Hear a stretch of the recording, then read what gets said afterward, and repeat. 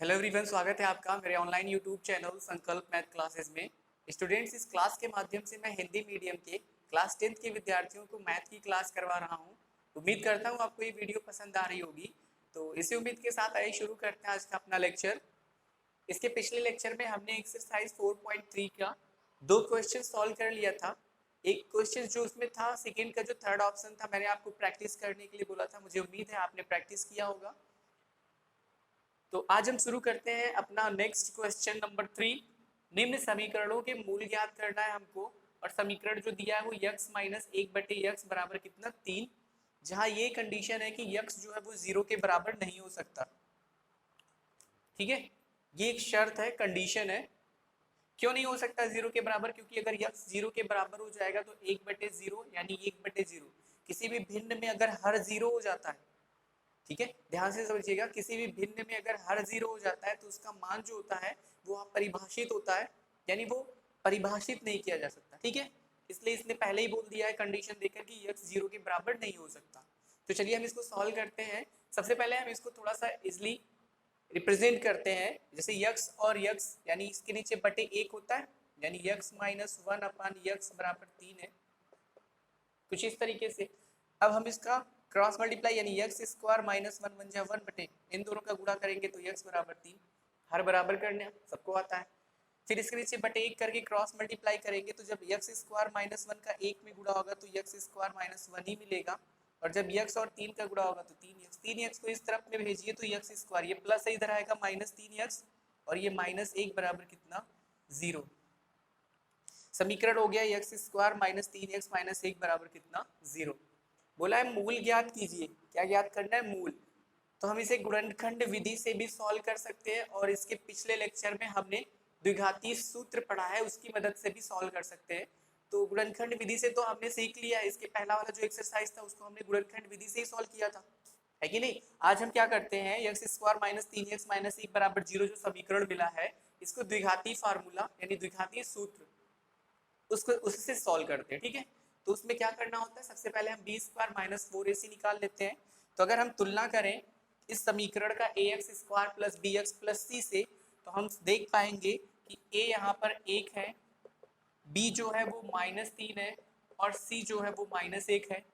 फिर अगर हम बी स्क्वायर माइनस 4ac निकालते हैं तो ये हो जाएगा -3 का वर्ग, और फिर प्लस -4, और ए का मान है 1 और सी का मान है -1।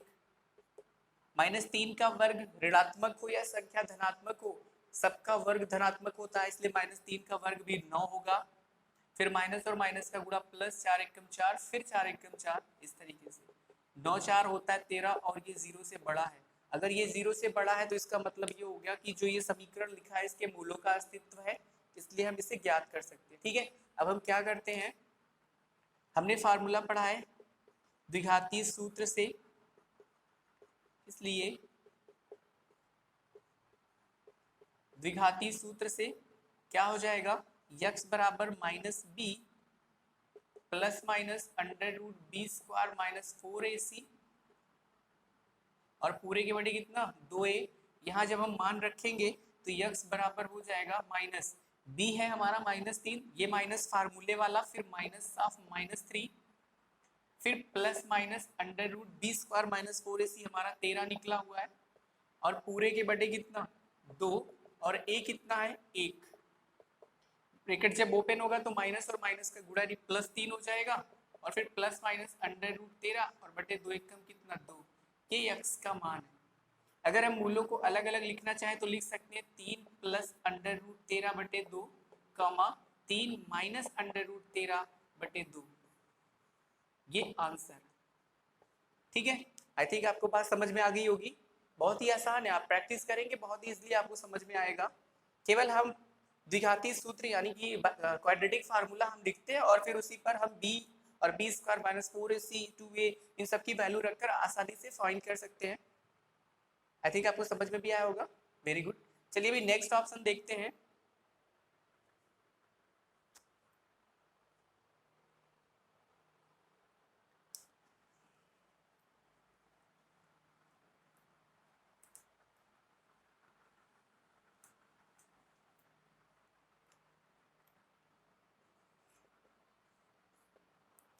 सेकेंड ऑप्शन जो है वो है 1/x+4, 1/x+4, फिर माइनस में लिखा हुआ है 1/x-7, 1/x-7 और बराबर में दिया हुआ है 11/30।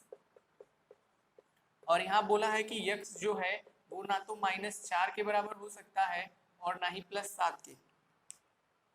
ऐसी शर्त क्यों दी हुई है आप समझ गए होंगे इसके पहले वाला जो क्वेश्चन हमने सॉल्व किया था। x -4 के बराबर अगर हो जाएगा तो -4+4 0, यानी हर जीरो हो जाएगा। और मैंने बताया कि जब भी किसी भिन्न का हर जीरो हो जाता है तो उसका मान परिभाषित नहीं होता। उसी तरीके से अगर यहाँ 7 प्लस में x का मान हो जाएगा तो 7 में से 7 जाएगा 0, यानी हर एक 0 हो जाएगा। और हर जैसे ही 0 होगा मान अपरिभाषित हो जाएगा। इसलिए x का मान ना तो -4 हो सकता और ना ही 7। अगर ऐसा आता भी है तो हम -4 और 7 को एक्सेप्ट नहीं करेंगे, स्वीकार नहीं करेंगे आंसर में। ठीक है, तो चलिए इसको सॉल्व करते हैं। तो सबसे पहले हम क्या करेंगे, इसका क्रॉस मल्टीप्लाई करके इसको सिंप्लीफाई करेंगे। तो x -7 का जब 1 में गुणा होगा तो x -7, फिर माइनस इसका जब इसमें गुणा होगा तो x+4, इन दोनों का जब आपस में गुणा होगा तो x+4 और फिर x -7 ब्रैकेट में इस तरीके से, और बराबर 11/30। ये हो जाएगा x -7 माइनस ब्रैकेट जब ओपन होगा तो ये -x और फिर -4, क्योंकि दोनों प्लस में तो दोनों माइनस में हो जाएंगे। x और x का गुणा होता है x² plus minus minus 7x, फिर प्लस प्लस प्लस 4x हो जाएगा, प्लस प्लस यानी प्लस और प्लस का गुणा। ठीक है, फिर प्लस और माइनस का गुणा माइनस, और 4 और 7 का गुणा कितना होता है 28, बराबर 11/30। क्या देखिए प्लस x से माइनस x कैंसिल हो जाएगा, -7 -4 एक ही चिन्ह में है तो -11 हो जाएगा, और पूरे के बटे x² minus -7x plus 4x विपरीत चिन्ह में सजातीय पद। तो विपरीत चिन्ह में जब भी सजातीय पद होते, सजातीय का मतलब ऐसे पद जिसमें वेरिएबल का जो घात होती है, वेरिएबल की घात यानी चर पद की घात वो समान होती है। तो यहाँ x की घात 1, यहाँ भी x की घात 1, इसलिए सजातीय पद है। इनके गुणांक माइनस और प्लस यानी विपरीत चिन्हों में है तो ये घट जाएंगे, यानी -7 + 4 तो माइनस में आएगा कितना 3x और माइनस में 28 बराबर 11/30। ठीक है, अब क्रॉस मल्टीप्लाई करते हैं तो ये हो जाएगा, इसका जब इसमें गुणा होगा तो 11x² माइनस 11 3 33x, और फिर -11 और 28 का जब हम गुणा करेंगे, 11 और 28 का गुणा तो करके देख लीजिए आप अलग से ताकि कोई कंफ्यूजन ना हो। 1 × 8 1 दूनी 2, 1 × 8 1 दूनी 2, 8 2 10 2 1 3, यानी 308 माइनस में 308, और फिर 30 और 11 का जब गुणा होगा तो 11 3 33 और एक 0, वो भी माइनस में क्योंकि ये माइनस में 11 है। ठीक है, ठीक। अब हम क्या करते हैं, इसको इस तरफ लेकर आते हैं तो ये हो जाएगा 11x² माइनस 33x माइनस 308, ये माइनस है इधर आएगा प्लस हो जाएगा 330 बराबर 0। विपरीत चिन्ह, फिर से विपरीत चिन्ह है तो घट जाएगा,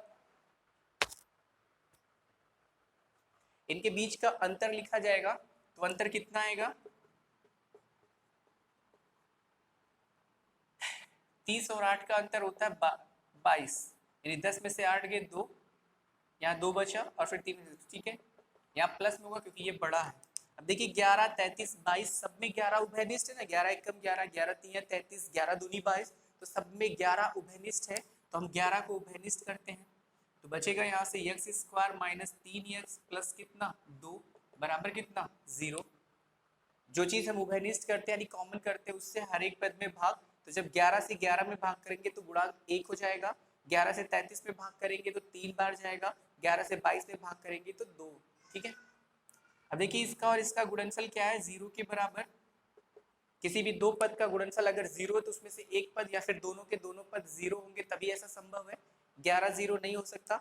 इसलिए इन दोनों पदों के गुणनफल को 0 होने के लिए x² माइनस 3x प्लस 2 बराबर क्या होना पड़ेगा 0, यानी समीकरण हमें मिला x² माइनस 3x प्लस 2 बराबर 0। हम उसको सॉल्व करना है हमें,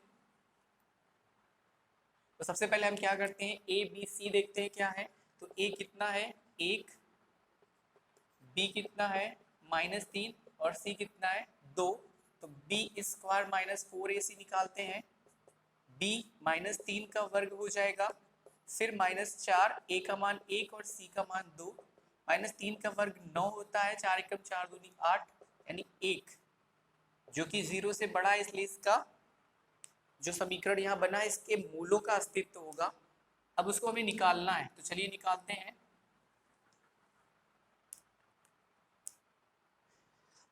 अतः द्विघाती सूत्र से क्या होगा, x बराबर minus b plus minus under root b square minus 4ac upon कितना 2a, मान रख दीजिए, यही फार्मूला है द्विघात का।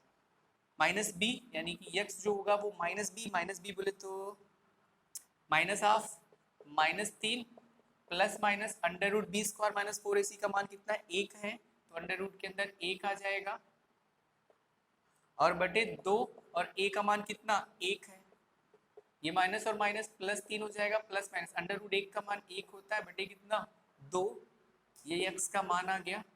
अगर हम इसे अलग अलग लिखेंगे तो x बराबर 3 प्लस 1 बटे 2 1 में लिखेंगे और 3 माइनस 1 बटे 2 1 में, 3 और 1 मिलकर हो जाएगा 4 बटे 2 और 3 में से 1 जाएगा तो 2 बटे 2, यहाँ कट गया तो 2 और यहाँ कटा तो 1, यानी 1 2 आ गया और 1 कितना आ गया 1, तो आंसर में मूल क्या हो जाएंगे 1, 2।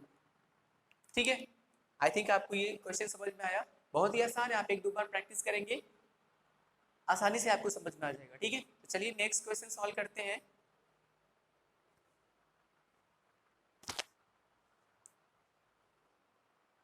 क्वेश्चन नंबर 4,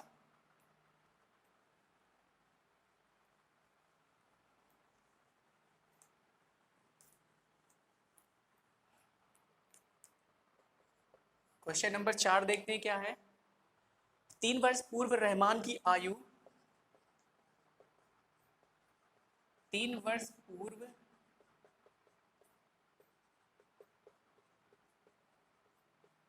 रहमान की आयु वर्षों में, यानी आयु जो दी हुई है वो वर्षों में है,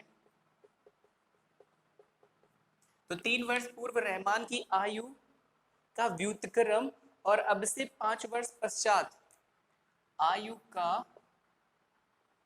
व्युत्क्रम और अब से 5 वर्ष पश्चात, अब से 5 वर्ष पश्चात आयु के व्युत्क्रम का योग, पश्चात आयु के व्युत्क्रम का योग जो है वो दिया हुआ है 1/3, कितना दिया हुआ है 1/3 है। फिर आपसे क्वेश्चन क्या पूछा है कि उसकी वर्तमान आयु ज्ञात कीजिए, यानी रहमान की वर्तमान आयु ज्ञात कीजिए। उसकी वर्तमान आयु यानी रहमान की वर्तमान आयु ज्ञात करना है।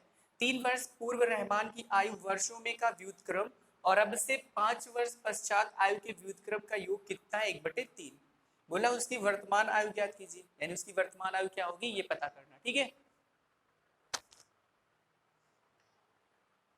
तो देखिए किस तरीके से इसको सॉल्व करेंगे हम मानते हैं, माना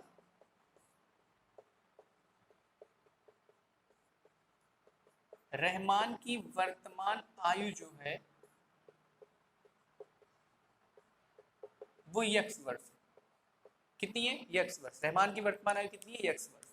फिर 3 वर्ष पूर्व इसकी आयु निकाल लेते हैं, तब 3 वर्ष पूर्व रहमान की आयु, 3 वर्ष पूर्व रहमान के, कोई अगर आज 10 साल का है तो 3 साल पहले, यानी 3 वर्ष पूर्व 3 साल पहले, 10 माइनस 3 यानी 7 वर्ष का होगा, तो माइनस कर देते हैं। इसलिए अगर कोई आज x वर्ष का है तो 3 वर्ष पूर्व कितना होगा x माइनस 3 वर्ष, तथा 5 वर्ष पश्चात रहमान की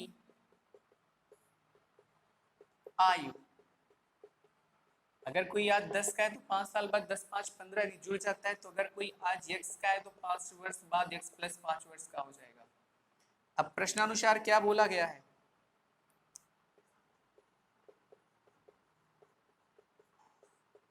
प्रश्नानुसार 3 वर्ष पूर्व जो आयु है उसका व्युत्क्रम, व्युत्क्रम का मतलब उल्टा होता है, और 5 वर्ष पश्चात जो आयु है उसका व्युत्क्रम, इन दोनों का योग कितना है 1/3।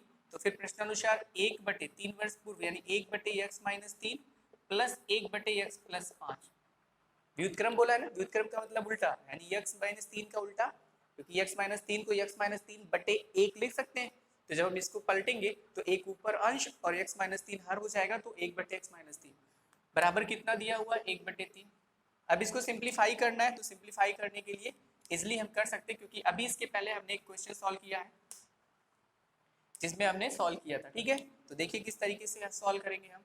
ये क्रॉस मल्टीप्लाई यानी हर बराबर करना है, तो x प्लस 5 एक कम x प्लस 5, इसका गुणा यहाँ करेंगे तो x-3 बटे, इन दोनों का जब गुणा होगा तो यस डायरेक्ट कर देते हैं x स्क्वायर माइनस और प्लस माइनस यानी 3x,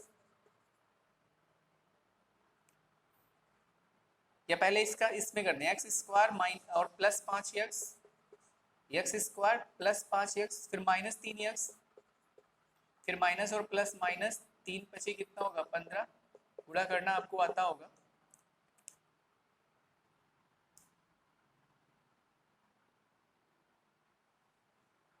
ठीक, अब देखिए यहाँ x और x मिलकर 2x हो जाएंगे, 5 में से 3 जाएगा 2 बचेगा, और ये हो गया x स्क्वायर प्लस 5 में से 3 गए 2x और माइनस कितना 15 और बराबर 1/3। क्रॉस मल्टीप्लाई करते हैं तो इसका गुणा जब इसमें होगा तो किसी भी संख्या का एक में गुणा होता है तो वही संख्या यानी x square minus 2x minus 15 ही मिलेगा।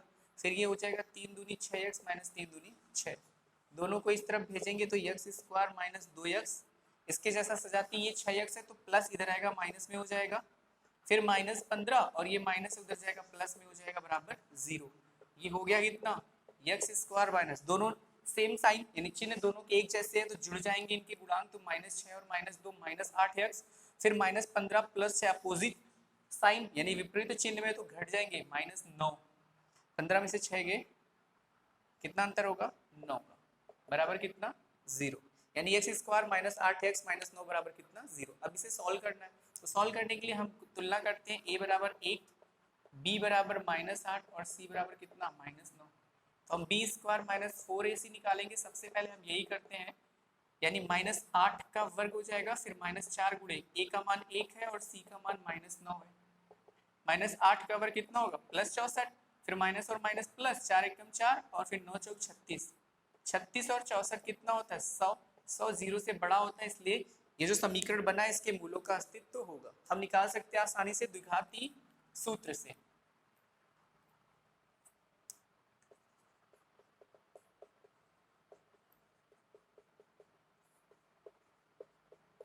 अतः द्विघाती सूत्र से क्या हो जाएगा x बराबर -b plus minus under root b square minus 4ac upon कितना 2a, तो -b कितना है 8 है, वो भी माइनस में तो -8 हो जाएगा ब्रैकेट में। जब भी दो चिन्ह एक साथ आए माइनस के तो हम क्या करते हैं एक को ब्रैकेट में लिखते हैं, फिर plus minus under root b square minus 4ac का मान हमने पहले ही निकाला कितना है 100, फिर 2 गुणे a का मान 1 है, माइनस और माइनस प्लस 8 और 100 का वर्गमूल कितना होगा 10। आप सबको पता होता है कि 100 का वर्गमूल 10 होता है, बटे 2 एकम 2 ये x का मान है। अब x का यहाँ दो मान है, दोनों मान अलग अलग कर लीजिए, तो एक बार x बराबर हो जाएगा 8 प्लस 10 बटे 2 यानी कि 10 8 18 बटे 2, तो 2 9 कितना 18, और एक बार आ जाएगा 8 माइनस 10 बटे 2 यानी -2 बटे 2, तो माइनस में 2 यानी माइनस में 1। तो ये मान हम ले नहीं सकते, ये अग्राह्य है। अग्राह्य का मतलब जो ग्रहण योग्य ना हो, अग्राह्य इसलिए क्योंकि किसी भी इंसान कोई भी इंसान हो उसका जो एज होती है जो आयु होती है वो कभी भी ऋणात्मक नहीं हो सकती ना, ऐसा थोड़ी ना होता है कि -1 वर्ष का -10 वर्ष का, इसलिए ये नहीं ले सकते। तो आंसर क्या हो जाएगा x बराबर 9, इसलिए x बराबर कितना 9, और हमने रहमान की वर्तमान आयु को x माना था, इसलिए मेन आंसर जो होगा वो हो जाएगा रहमान की वर्तमान आयु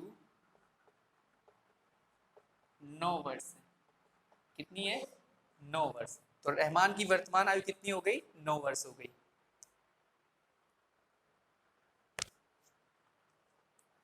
ठीक, तो आई थिंक आपको ये सोल्यूशन भी समझ में आया होगा। तो आज की क्लास में इतना ही। हमने एक्सरसाइज 4.3 का सेकेंड जो थर्ड क्वेश्चन था और जो फोर्थ क्वेश्चन उसको हमने सॉल्व किया है। मुझे उम्मीद है कि आपको ये वीडियो पसंद आई होगी। तो इस वीडियो को लाइक करिए, शेयर करिए, सब्सक्राइब करिए। मिलते हैं अपने नेक्स्ट वीडियो में, तब तक के लिए धन्यवाद।